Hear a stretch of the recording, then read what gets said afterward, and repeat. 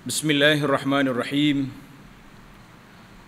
Alhamdulillahi rabbil alamin wassalatu wassalamu ala rasuli rabbil alamin nabiyyina Muhammad ibn Abdillah wa ala alihi wa sahbihi wa man walah, amma ba'du. Alhamdulillah, kita teruskan pengajian kita dalam kitab Bahrul Madhi, syarah kepada Sunan Mukhtasar Sunan Tirmizi. Alhamdulillah, pada hari ini kita berada di 28 hari bulan 12 2020. InsyaAllah kuliah kita yang akan datang ni tahun depan pula. Sambungan kita dalam bab kitab At-Taharah, muka surat 194. Babu ma ja'a fil mustahadati annaha taghtasila 'inda kulli salatin. Masalah nombor 510. Bab yang telah datang ia pada menyatakan perempuan yang keluar darah yang bersemendangan. Kita dah definisi semula, darah yang berterusan. Dalam bahasa fiqh dia panggil darah istihadah. Nak tulis balik, istihadah mana orang perempuan ni darah dia berterusan, tak berhenti-henti. Lepas waktu haid pun ada lagi. Itu dia panggil darah yang berterusan. Bahawasanya mandi ia ketika tiap-tiap kali sembahyang fardu. Jangan terkejut, Imam Tirmizi dan Syekh kita Marbawi rahimahullah, dia bawa hadis ini nak menyatakan pandangan yang kedua. Setelah kita bincang dalam siri yang lepas, tengok dalam kitab ni kata, ketahuilah kiranya wahai saudaraku, telah lalu masalah ini dibicarakan dalam masalah 505-506 yang lepas. Tengok balik 505, masalah haid yang berterusan berapa kali wajib mandi.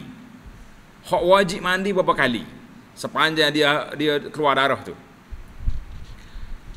Maka kata Imam Nawawi rahimahullah ta'ala, tiada wajib atas orang yang keluar darah yang berterusan, dia panggil mustahadah itu mandi kerana suatu daripada sembahyang, dan tiada dalam waktu daripada segala waktu melainkan sekali jua pada masa kira-kira putus darah haid.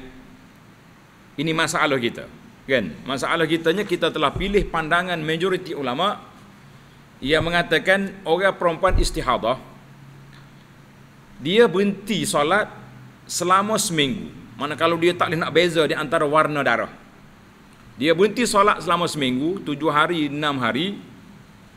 Kemudian lepas pada tu dia mandi. Hak tu je mandi wajib, dia panggil mandi hadas. Hak lain tu tak payahlah. Habis, kenapa hadis ni menunjukkan bahawa Ummu Habibah binti Jahshin mandi setiap waktu? Kenapa? Ini kita tengok. Dan sekarang hendak menerangkan hadisnya dan beberapa hukum lagi yang bertali mali. Bahasa lama kita ni, bertali mali, makna yang berkaitan. Bahasa pelajar-pelajar SPM ni dia panggil berkaitan. Yang berkaitan dengannya, maka hadis ini telah dikeluarkan oleh Imam Tirmizi demikian bunyinya. Tengok hadis 108. An Aisyah radhiyallahu anha qalat annaha qalat istaftat Ummu Habibah bintu Jahshin Rasulullah sallallahu alaihi wasallam. Siti Aisyah cerita bahawa Ummu Habibah binti Jahshin, dia ni ada 3, Ummu Habibah, Hamnah dengan Zainab, kan? Zainab binti Jahshin, 3 beradik. Zainab tu isteri Nabi. Jadi Ummu Habibah dia mari ke rumah Nabi sallallahu alaihi wasallam nak tanya fatwa. Tentang apa? Dia tanya Rasulullah sallallahu alaihi wasallam pada masalah haid yang berterusan. Maknanya haid seminggu tapi darah tak berhenti. Itu dia panggil bersemenangan, bahasa Lubuk Merbau ni. Bahasa kita kata berterusan.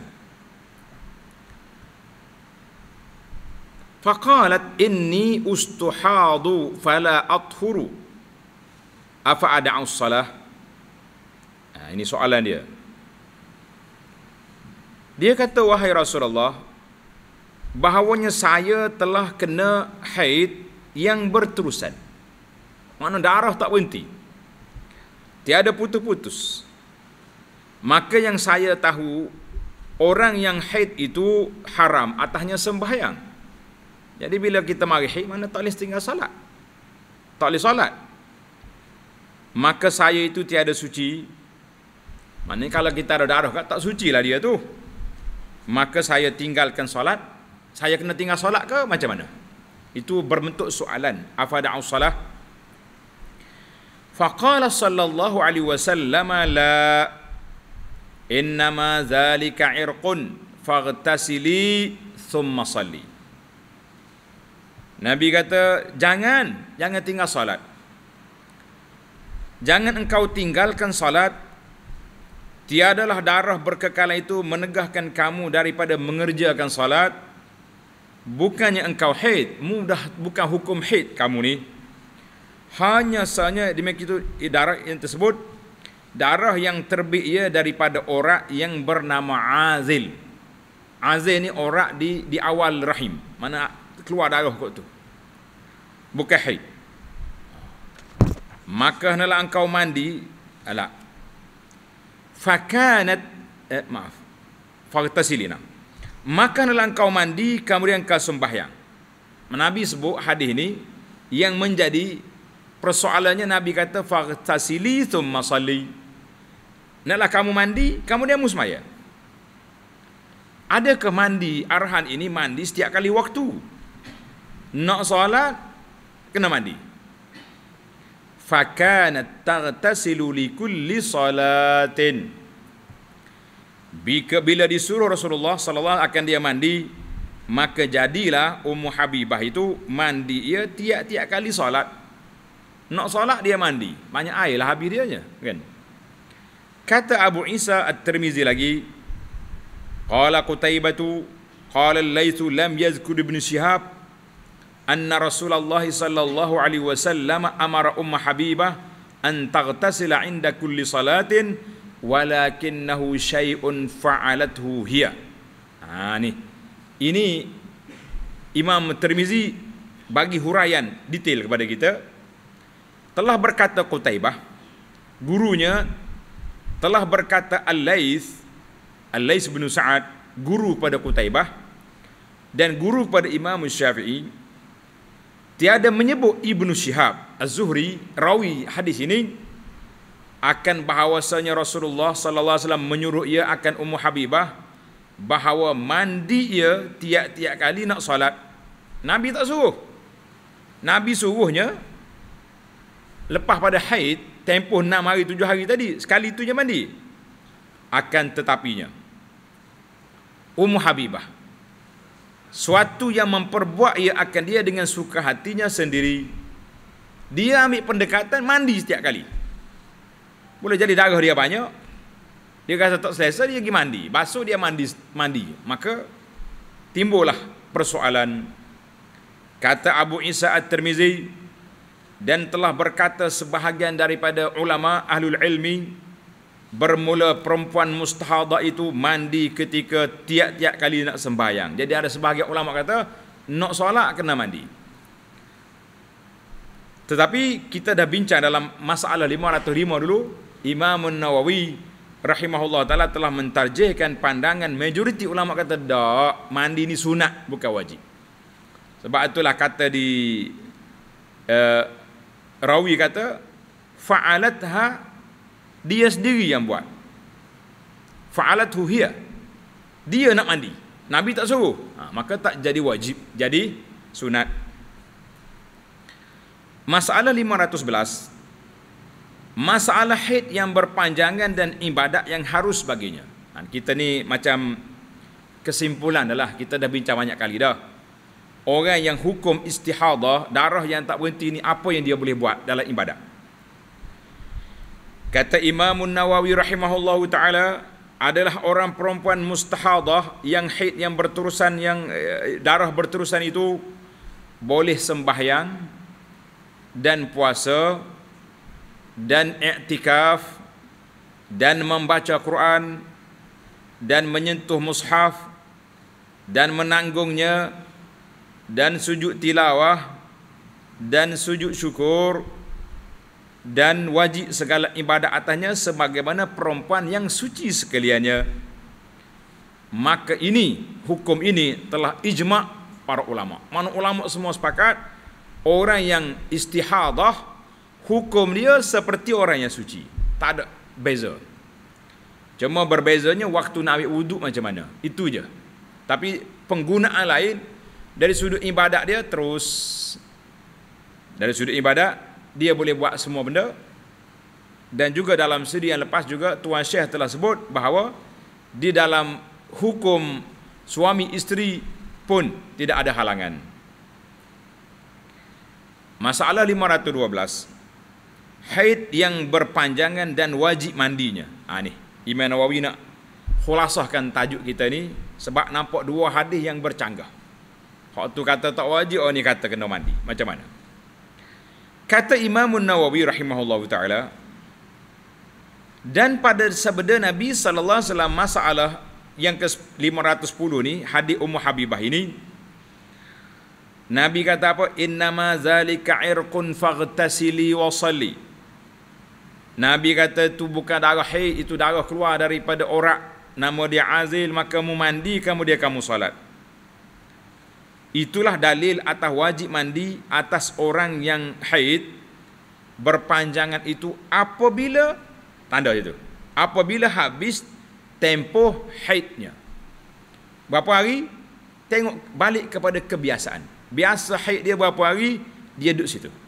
Seminggu, 6 hari, 7 hari, 10 hari. Lepas pada habis tu, baru dia mandi. Dan jika adalah darahnya hanyut sekalipun, maknanya walaupun tak berhenti lagi darah, mandi. Maka ini hukum ijma' ulama' di atasnya. Alhamdulillah, tamatlah perbincangan kita masalah istihadah. Baik, sekarang ni kita pergi kepada masalah hukum haid. Hukum orang wanita haid pula. Baru ni kita tamatkan siri yang lepas. Sambungan balik. Sekarang ni kita berpindah kepada hukum baru, iaitulah orang perempuan haid, haid sungguh. Haid yang tabi'i, yang biasa ni, bukan haid yang istihadah. Babu ma jaa fil haid annaha la taqdi salah. 513. Bab yang telah datang ia pada menyatakan orang yang haid, orang mari haid wajib dia berhenti solat dan dia tidak wajib qada salat. Kata muslimat, alhamdulillah. Oh, kalau tidak penat dia hidup dengan qada solat siang malam. Nah, ada setengah muslimat kita ni sampai 15 hari maksima dia punya haid. Habis 15 hari relax, 15 hari solat dengan qada. Orang lain solat satu, dia malam maya dua, dah qada. Kan? Lepas maya zuhur dia kena maya zuhur solat lagi. Masalah ketahuilah kiranya wahai saudaraku, adalah sembahyang itu wajib atas orang yang mukallaf. Mukallaf ni tanda orang yang berakal dan sudah baligh. Baligh ni paling tinggi darjat dia 15 tahun mengikut mazhab Syafi'i. Mana orang cukup syarat dah, akal dia sempurna, molek, umur dia pun sudah baligh. Maka wajib atas orang yang mukallaf mengerjakan dia, sama ada laki-laki atau perempuan, dua-dua wajib belaka. Maka orang muslim yang cukup umur dan berakal dan sampai seru kepadanya ialah orang mukallaf. Tanda tuan-tuan, orang mukallaf ni maknanya orang yang sudah diberati oleh syarak. Kalau buat boleh pahala, tak buat dosa. Itu makna mukallaf. Sudah diambil kira dosa pahala dia, sudah Sudah mikir, itu mana mukallaf. Maka apabila ditinggalkan ia akan solat fardu dengan lupa atau sengaja, maka wajiblah atasnya qada, sama ada laki-laki atau perempuan ia. Dia kena qada balik kalau dia tertinggal.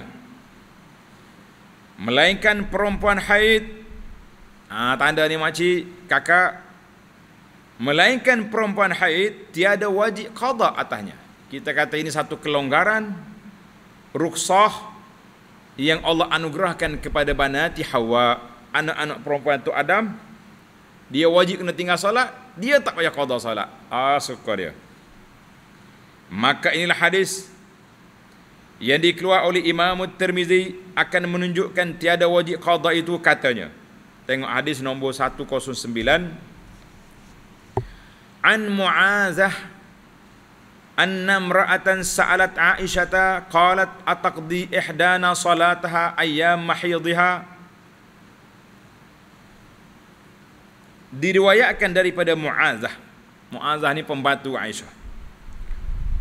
Dia kata seorang perempuan pergi tanya Siti Aisyah radhiyallahu anha, katanya, adakah mengqada seorang daripada kita?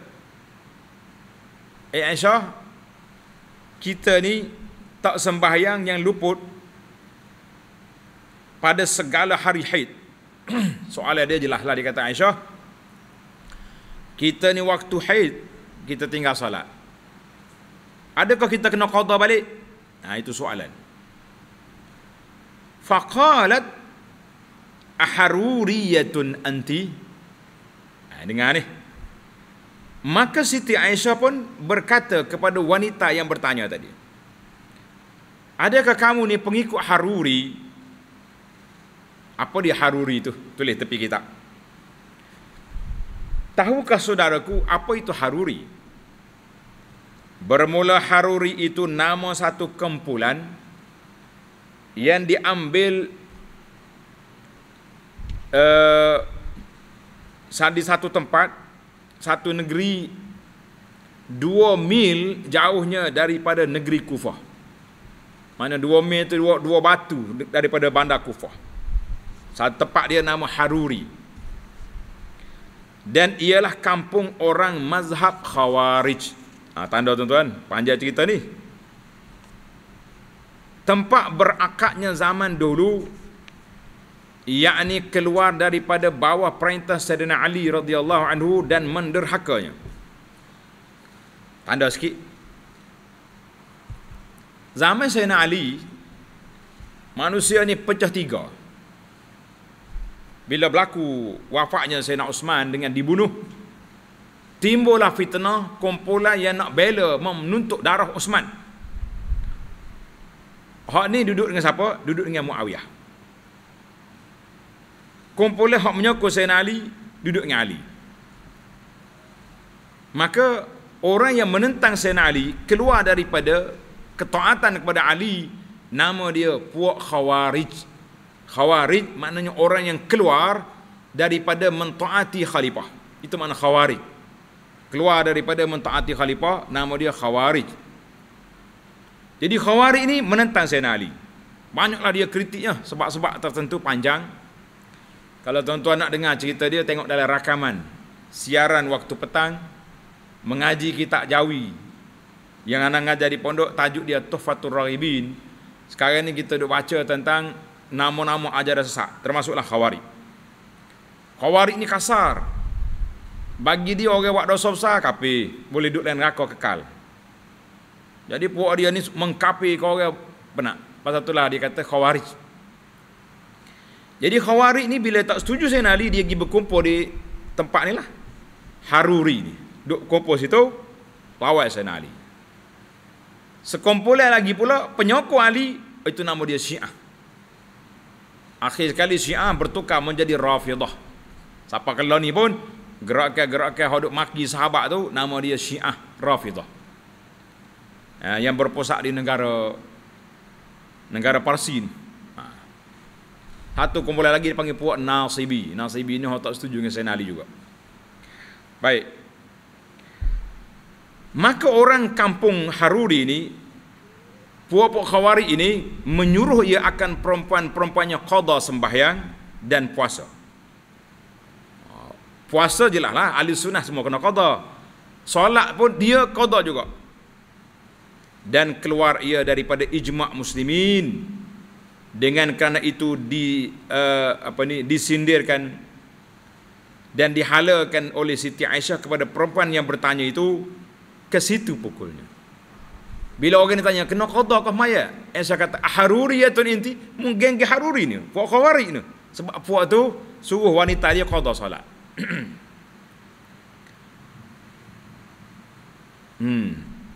Apa jadi?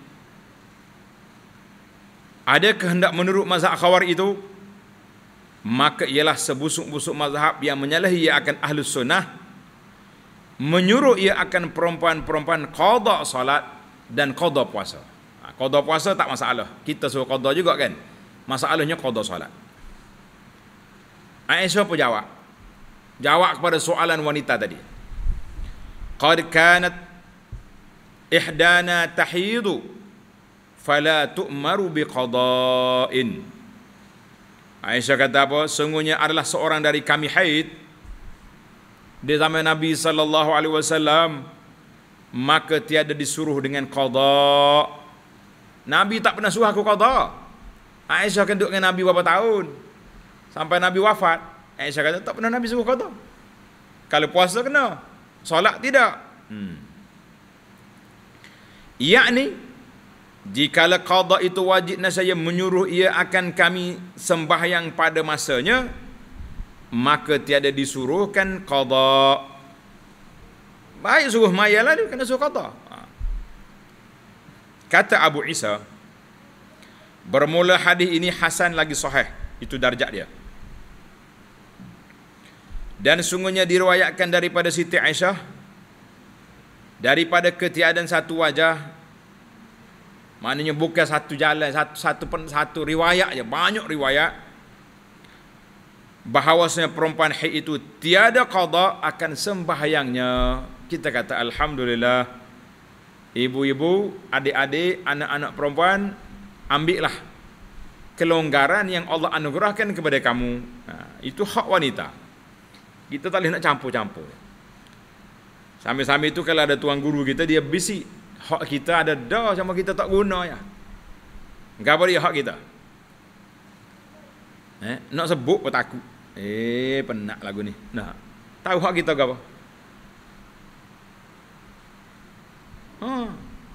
Boleh pak wanita boleh tak semaya, tapi kita tak guna kota kita saja.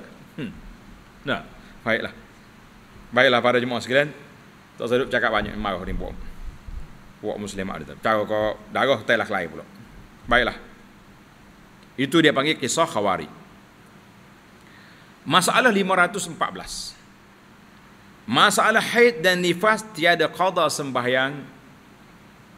Kata Imam Tirmizi, dan seperti dalam hadis masalah 300 itulah perkataan umumul fuqaha, semua ahli-ahli fiqh, tiadalah perselisihan antara mereka bahawasanya orang yang haid itu qada puasanya dan tiada qada solatnya. Tak ada orang kecuali Haruri, puak-puak Khawarij kata kena qada. Khawarij ni dia keluar ahli sunnah, kita pun tak nak pakai dia. Kalau dia ada orang perempuan atas, dia ambil dah. Qada pula dah. Kata Imam Nawawi, bermula hukum ini, hukum qada puasa tidak qada salat ini, ittifaq, sepakat para ulama di atasnya. Telah ijma' sekalian orang muslimin atas bahawasanya perempuan haid dan nifas itu tiada wajib atas keduanya sembahyang dan tiada puasa sekarang. Masa tu tak ada puasa. Dan telah ijma' Islam, sekalian orang Islam juga bahawasanya tiada wajib atas keduanya itu qada sembahyang. Ini sepakat. Dan telah ijma' mereka itu atas wajib atas keduanya qada puasa. Ijma' di mana sepakat ulama Islam yang muktabar mengatakan memisahkan di antara solat dan puasa. Solat tak qada, puasa qada. Apakah hikmah? Tanda tepi kita, hikmah kenapa dibezakan antara dua rukun ini? Rukun solat dengan rukun puasa, kenapa dibeza? Tengok masalah 505. Haid. Mengapa tiada qada sembahyang dan qada puasa? Kenapa beza? Apakah faraknya, bezanya antara keduanya? Padahalnya keduanya diwajibkan oleh Allah. Dua-duanya fardu, rukun Islam belaka. Kenapa berbeza? Ini menarik soalan. Kata Imam Nawawi rahimahullahu ta'ala, telah berkata ulama, dan bermula yang membezakan di antara sembahyang dan puasa itu ialah bahawasanya solat itu banyak dan berulang-ulang 5 kali satu hari. Kalau orang ni tak solat 10 hari, berapa? 5 kali 10, 50 qada, nanya, kan? Maka kesusahan amat mengerjakan qadanya. Berbeza dengan puasa, maka bahawasanya wajib ia setahun sekali. Kalau dia tinggal 10 hari, dia ada tempoh 300, berapa hari lagi? Dia semua 360, tolak sebulan Ramadan, kita ada masa 320 hari lagi untuk qada puasa. Kenapa tak boleh? Panjang masa. Nak qada 10 hari tak boleh. Ajaib, kan?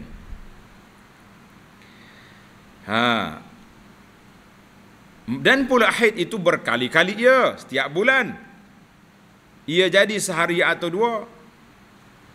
Kata sahabat kita, mana ulama Syafi'iyah kata, tiap-tiap sembahyang yang luput pada zaman haid tiada diqada akan dia melainkan 2 rakaat tawaf. Wallahu a'lam, kenapa dia kait dengan tawaf? Tamaklah kita. Mana jelaslah hukum ni, tak payah hurai panjang.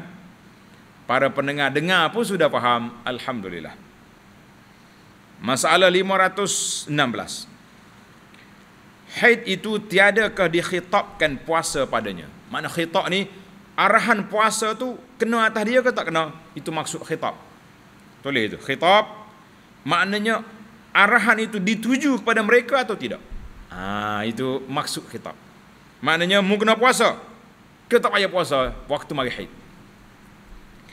Kata Imam Nawawi rahimahullah ta'ala, telah berkata jumhur, majoriti daripada ashab kita, ulama Syafi'i, dan lain daripada mereka itu, dan tiadalah perempuan yang haid itu dikhitabkan, mana ditujukan arahan itu dengan suruhan yang dengan puasa pada zaman haidnya, waktu dia ada haid. Tidak dituju pada dia. Tuju macam mana? Larang pas suruh. Ajaib. Nah, macam kita tak buat, jangan buat. Baik. Mu kena salat, mu kena puasa tapi tak dipuasa. Jadi ajaib. Maka majoriti kata tak. Kalau begitu, sedap agak soalan ni. Mengapa wajib qada? Jawapannya, pasal wajib qada itu dengan suruhan yang baru. Ia juga ada disebut oleh setengah daripada ulama Syafi'i akan satu pandangan yang mengatakan bahawasanya perempuan haid itu dikhitabkan, disuruh juga puasa pada waktu haidnya, dan disuruh pula akan dia takhirkan menunaikannya sampai habis haid. Sebagaimana orang yang berhadas dikhitabkan dengan sembahyang, bukankah dikhitabkan dia dengan sembahyang pada masa berhadas lagi, dan jika tiada sah daripada sembahyang dalam masa hadas itu sekalipun, tetapi khitabnya sudah terhadap kepadanya. Panjang mulut dia bahar ni.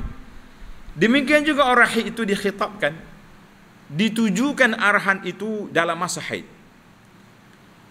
Kata Tuan Syekh, maka wajah ini, pandangan ini, walaupun sungguh pun tiada mengapa, tetapi dipangkah orang. Mana orang kritik balik pandangan ni. Jangan duduk pelik-pelik kat kamu ni. Suruh apa tak bagi, jadi pelik kan. Katanya, bagaimana pula perempuan haid wajib puasa dalam masa haidnya dan diharamkan atasnya dengan sebab barang yang tiada kuasa atasnya menghilangkannya. Macam mana? Kalau junub tak apa, kita pergi mandi selesailah. Ni haid bukannya kita yang menentukan. Bersalahan orang yang berhadas itu, maka ianya kuasa menghilang akan hadasnya. Tanya dia nak mandi sekaranglah. Dengan kerana perkataan, dengan kerana itu, maka pandangan majoriti ulama juga yang lebih sempurna. Majoriti kata orang perempuan haid tidak diarahkan untuk berpuasa pada waktu mana? Pada waktu dia haid. Fa'iddatun min ayamin ukhar, maka dia kena ganti pada hari lain. Mana hari itu tak suruh. Kalau suruh dia tak buat dosa. Ni tak suruh. Jadi panjanglah perbahasannya, kita kata usah dipanjang-panjang. Cuma tuan Syekh kita ni rahimahullah, dia nak detailkan masalah supaya kita buka minda. Perbahasan para ulama ni bukannya mudah-mudah. Maknanya minda tinggi orang panggil. High class punya pemikiran. Tamaklah kita.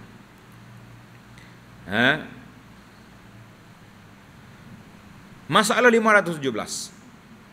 Haid haram ke ia sembahyang? Yakni, apakala haid seorang perempuan, maka tiada wajib qadanya. Tak wajib qada. Tiadakah boleh mengerjakan apa-apa sembahyang sunat, sujud tilawah, sujud syahadah? Seumpamanya, boleh tak?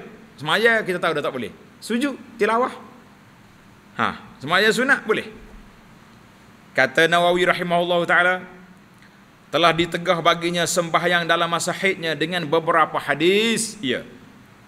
Jadi dalilnya seperti dalam masalah 471 dan lain-lainnya. Rujuk balik masalah lepas. Maka tegahan itu adalah merupakan tegahan yang haram. Muhmaya juga muhaid, dosa. Bukan boleh pahala. Kita solat nak boleh pahala, dia boleh bala. Dan dikehendakinya batal sembahyang, yakni tiada terpakai. Makna tak ada terpakai, makna tiada sah. Tulis itu, tiada sah sama sekali dengan ijma' kaum muslimin. Pasal itulah kita bahas dalam bab wuduk dulu. Orang perempuan haid kalau nak tidur, boleh ambil wuduk ke tidak? Kata di ulama Syafi'i, di antara dinukil oleh Imam Nawawi, tidak sunat orang perempuan haid ambil wuduk. Tapi orang perempuan berjunuk, na'am, diarahkan supaya berwuduk sebelum tidur. Lepas dia junuk tu, perempuan ke laki-laki, kalau malah mandi lagi, wuduk dulu. Basuh siap-siap, wuduk.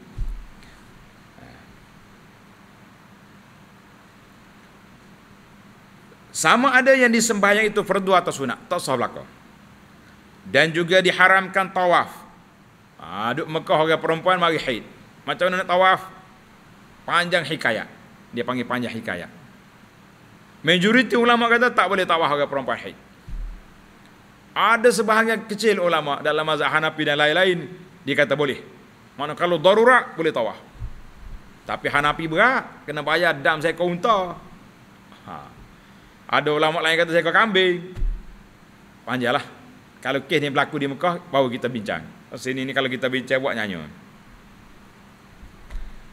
Dan haram sembahyang janazah, dan sujud tilawah dan sujud syukur. Maka sekiranya itu ittifaq, sepakat para ulama atasnya. Dan sungguhnya telah ijma' ulama atas bahawasanya tiada diberati dengan sembahyang dan tiada qada atasnya. Ini orang panggil mati awah dah ni. Imam Nawawi sudah hayat. Mana sepakat ulama kata orang perempuan haid wajib tinggal solat dan tidak diarahkan qada. Alhamdulillah. Orang perempuan haid diarahkan tinggal puasa dan kena qada. Bezalah dua tu. Hikmah kita dengar ada tadi, orang perempuan haid bukan di bawah kuasa dia. Mari sokmo setiap bulan. Jadi kalau kena qada solat, nanya kan. Baiklah, tamaklah kita. Masalah hukum perempuan haid tak perlu qada solat dan juga puasa. Kita ambil satu bab lagi, pendek. Babu ma jaa fil junubi wal haidi annahuma la yaqra'anil Qur'an. 518. Bab telah datang ia pada menyatakan orang yang berjunub. Tuan-tuan kena beza. Junub ini laki-laki dengan perempuan dua-dua sekali. Bila berlakunya jima ataupun berlakunya mimpi basah kata orang, maka jadilah dia junub kan. Tapi haid lah, orang perempuan saja ada haid. Kalau laki-laki kata dia ada haid juga, kita atas bukit tu. Bukit belah masjid tu kan ada bukit tu. Tu tempat dia apa. Duduk situ lama. Ada juga lagu ni. Jangan.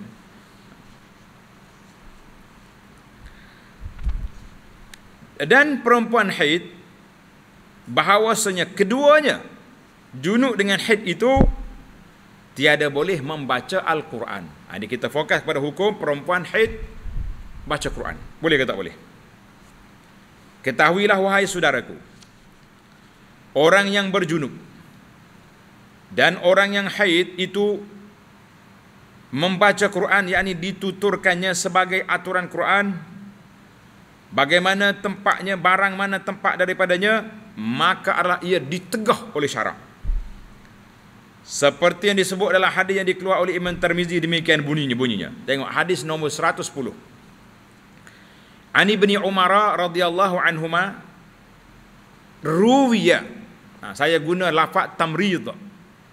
Ruwiya anin Nabi sallallahu alaihi wasallam la taqra'ul haid walal junubu syai'an minal Quran.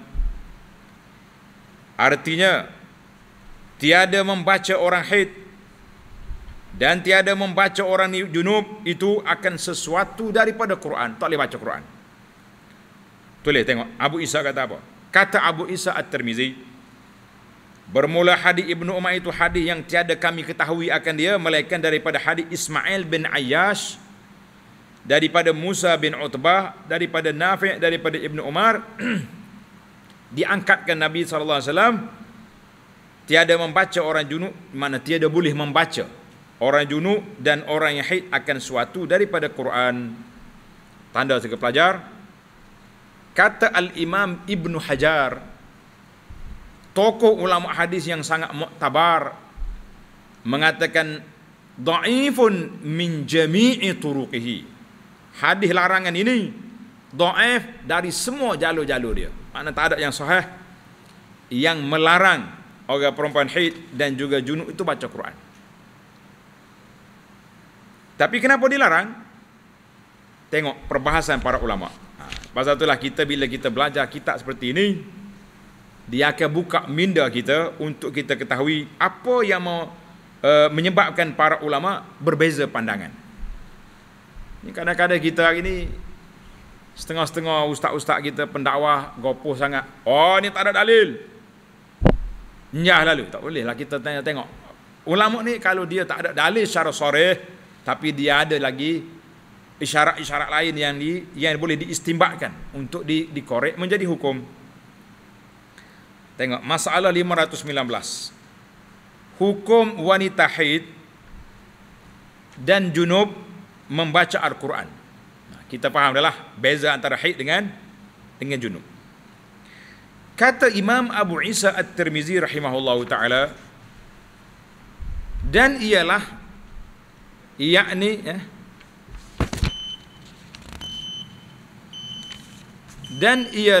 yakni seperti dalam hadis pada masalah 518, itulah perkataan kebanyakan ramai ahlul ilmi, ramai ulama. Tengok ni, dari kalangan sahabat Nabi sallallahu alaihi wasallam radhiyallahu anhum dan tabi'in, dan mereka yang kemudian daripada mereka itu seperumpama Sufyanus Tsauri, Abdullah ibn Mubarak, Imam Syafi'i, Imam Ahmad dan Ishaq bin Rahawih. Maknanya majoriti ulama mengatakan bahawa tiada boleh membaca perempuan yang haid dan junub itu suatu daripada Al-Quran di atas nama Quran,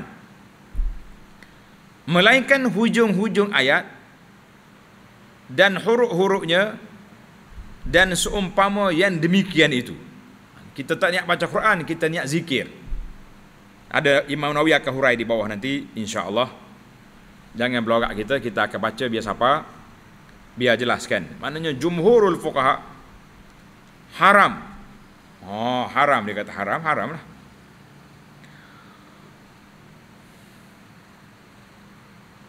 Dan telah mengharuskan oleh mereka itu bagi orang yang junub dan perempuan haid pada mengucap tasbih, tahlil, istighfar, tak ada masalah. Mana orang perempuan junub dia boleh nak selawat ke Nabi, Allahumma salli ala Muhammadin sampai ke akhir, astaghfirullah, Zikir 4 kalimah subhanallah, alhamdulillah, Allah akbar, baca, siapa cerah, tak apa. Yang tak boleh, a'udzubillahi minasyaitanir rajim, bismillahirrahmanirrahim, baca Quran tak boleh. Itu yang tak boleh.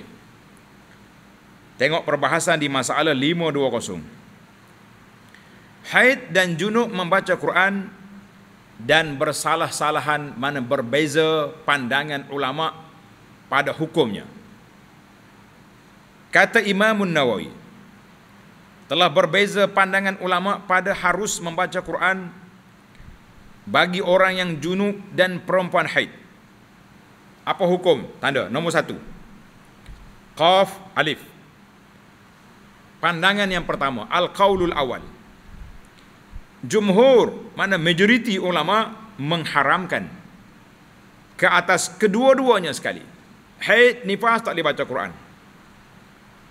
Maka tiada farak, tiada beza. Di sisi kita antara satu ayat dan setengah ayat, asal kita niat baca Quran tak boleh berlaku. Maka bahawasanya semuanya diharamkan. Dan jikalau mengucap orang yang junub akan bismillah atau alhamdulillah dan seumpamanya demikian itu, jika dikosaknya dengan dia akan Quran, nasyai haram atasnya. Dia niat baca Quran, dosalah dia. Dan jika dikosaknya dengannya akan zikir. Kenapa baca ayat kursi itu? Zikir waktu petang, untuk nak menyelamatkan kita dari gangguan syaitan.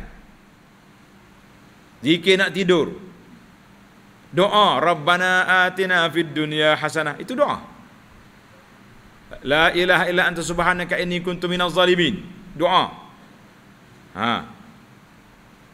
Maka dikosakkan suatu doa, nasyaya, tiada haram ia. Tanda situlah. Mana atas niat, kita niat aku doa. Ayat Quran tu betul ayat Quran, tapi kita iktibas, mana kita iktibah ni bahasa kita kata ciplak. Mana kita ambil ayat tapi jadi doa. Itu dibenarkan. Boleh kau guna perkataan tadi. Lah ni orang panggil ciplak, orang panggil apa? Jenis tiru ayat. Bukan kita tak niat baca ayat, tapi ayat tu dijadikan doa. Itu maksud dia. Maka jelaslah kepada kita di sini bahawa orang haid dengan nifas kalau nak baca sesuatu pada ayat Quran, dia kena letak dalam kategori doa, doa waktu pagi, doa pagi hari dan sebagainya, maka itu dibenarkan. Pasal tu orang perempuan haid tanya, ustaz, kita nak baca zikir surah Kahfi hari Jumaat ni, kata tak boleh lah. Majoriti ulama kata, lepas tu nak hambak daripada Dajjal, banyak lagi kerja Dajjalnya, jangan duduk tu saja kan. Baiklah. Masalah yang ke-521, masalah haid dan yang takut lupa akan Quran. Orang perempuan ni hafal Quran, dia takut lupa. Kalau tak baca Quran seminggu 10 hari ni lupa, yang dihafaznya, haramkah kalau dia baca Quran? Haramkah? Boleh. Kata Nawawi, harus bagi orang yang junub dan perempuan haid bahawa membaca keduanya atas hati. Mana baca dengan hati, jangan membaca dengan mulut. Kita tengok ya. Kalau dia boleh buat ni bagus. Dan jika memandang keduanya akan mushaf yang terletak di hadapannya sekalipun tak apa. Kita buka Quran, kita jangan baca, tengok ya. Zaman lo ni mudah. Kita buka Quran, kita suruh pergi baca. Auzubillah, kita je tengok dengan hati kita, boleh. Jangan duduk baca dengan mulut. Dengan mulut tak boleh. Tetapi dituturkan dengan lidah tiada boleh jua, sebagaimana dalam masalah 520 yang di atas itu. Ini pandangan majoriti fuqaha. Kita pergi kepada pandangan yang kedua. Tanda tuan-tuan, tulis qaf 2. Al-qaulus tsani. Pandangan yang kedua, kata Imam Ibnul Arabi. Ibn Arabi ini dia mazhab Maliki. Ada satu riwayat daripada dua riwayat Imam Malik. Imam Malik ni dua riwayat, dua pandangan dia. Satu pandangan dia kata apa? Imam Malik bin Anas mengharuskan orang haid membaca Quran. Kerana haid itu dengan tak payah dipikirkan datangnya, bukan dengan ikhtiar dan kehendak dirinya. Haid ni tak boleh nak kontrol. Dia mari je lah. 5 minit lagi nak buka puasa je mari. Tak. Kita tengah duduk siap, duduk bazar, tak boleh semaya, kena qada balik puasa hari tu. Tapi bukan dengan ikhtiar. Dan pula kerja menanggung haid itu lama, seminggu 10 hari, sampai 2 minggu ada.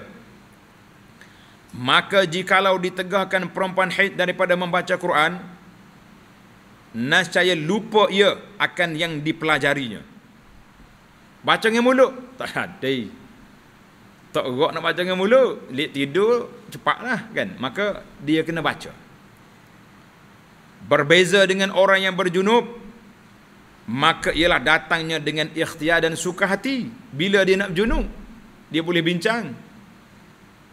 Dan junubnya pula itu boleh dihilang akan dia sekarang juga. Aku nak baca Quran, pergi mandi. Sudah mandi, pas auzubillah minasyaitonirrajim baca. Maka dengan kerana dua dalil itu berlawanan.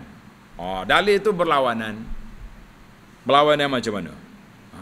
Jadi katanya puak-puak ni tak boleh larang. Dia kata haid sama dengan orang berjunub. Orang berjunub ni ada riwayat, tanda riwayat lain. Sabata min hadisi Ali. Sabit daripada hadis Sayyidina Ali radhiyallahu anhu. Dia kata Rasulullah sallallahu alaihi wasallam kana yu'allimuhul Quran. Nabi kita ajar sahabat-sahabat baca Quran, wala yahjuzuhu 'anil Quran illa al-janabah. Nabi tak baca Quran kalau dia berjunub. Maka kata di para ulama ni, kita qiyaslah haid sama dengan junub. Dia qiyas sama dengan junub. Jadi kata di para ulama yang kedua ni kata tak boleh. Tadi dia kata bahari. Mana sama? Haid di luar kawalan dan waktu dia lama. Junub atas kita. Kita nak berjunub sekarang jadilah junub. Nak mandi sekarang jadi tak ada junub, kan? Haid tak boleh nak kontrol. Macam mana nak kias? Itu hujah. Hak kata boleh. Kemudian hadis yang melarang tadi, la taqra'ul haidu walal junubu syai'an minal Quran, ini hadis yang kita baca di atas hadis kan. Apa kata di para ulama, Imam Ibn Hajar kata semua jalan-jalan dia dhaif belaka. Maka di situlah kata di para ulama, hadisun dhaifun bittifaqi ahli al-ma'rifati bil hadis. Maka daripada itu, sebahagian daripada pandangan Imam Malik, riwayat daripada Imam Ahmad, dan sebahagian daripada ulama lain, ramai ulama-ulama ahli fatwa semasa hari ini memilih pandangan mazhab Maliki ini yang membenarkan orang perempuan itu baca Quran sekiranya diperlukan. Contohnya dia ni guru Quran. Dia seorang yang ustazah di sekolah. Jadi kalau 2 minggu dia tak ngajar Quran, jawab budak tu, ya. Ataupun dia sendiri ni dia panggil apa? Hafizah. Mana kalau dia tak baca 2 minggu, boleh jadi terlupa. Pasal itulah kata di para ulama ni dia campur dua. Dia kata eloknya kita kata orang yang ada keperluan dibaca. Kalau saja-saja nak ta'abud beribadat saja kita berhentilah, sebab menghormati pandangan yang pertama tadi. Majoriti ulama kata tak boleh. Tengok Tuan Syekh kita kata apa? Tuan Syekh Al-Marbawi. Maka dengan kerana dua dalil itu berlawanan, ada kata boleh, ada kata tak boleh, dan tinggal kita atas asalnya harus. Dan ialah yang asah. Syekh Marbawi pilih pandangan yang mengatakan boleh. Jadi secara realiti lah, kata orang kita bila kita belajar lagu ni, kita ambil jalan tengah. Orang-orang yang tidak ada kepentingan apa-apa, dia baca Quran pemalah, tapi bila mari hik nak baca Quran, kita kata tak usah. Lah, teruskan dengan zikir-zikir. Tapi kalau dia guru Quran ataupun pelajar ni nak periksa Quran, kalau tak periksa fail dia. Macam mana agak-agak? Tak ada sekolah buka khas. Lepas pada cuti seminggu buka pula peperiksaan kali yang kedua untuk anak-anak haid. Tak jumpa cari. Maka di situ duduk di bawah akta darurat, maka kita pergilah kepada pandangan sebahagian ulama yang kedua ini. Ia mengatakan boleh, itulah yang anak rasa yang terbaik penyelesaian untuk zaman kita hari ini. Wallahu a'lam. InsyaAllah kita akan sambung lagi dalam perbincangan akan datang. Babu ma ja'a fi mubasyaratil haid. Bab pada menyatakan hukum suami bergaul dengan isteri dalam keadaan haid, di manakah batasan yang dibenarkan dan dilarang. Kita kena ada sini SOP dia, ada PKP sini. Nah, sekat mana PKP hak boleh, sekat mana PKP hak tak boleh. InsyaAllah dalam siri akan datang. Subhanakallahumma wa bihamdika asyhadu an la ilaha illa anta astaghfiruka wa atubu ilaih. Wa sallallahu ala nabiyyina Muhammadin wa ala alihi wa sahbihi ajma'in walhamdulillahi rabbil alamin. Wassalamualaikum warahmatullahi wabarakatuh.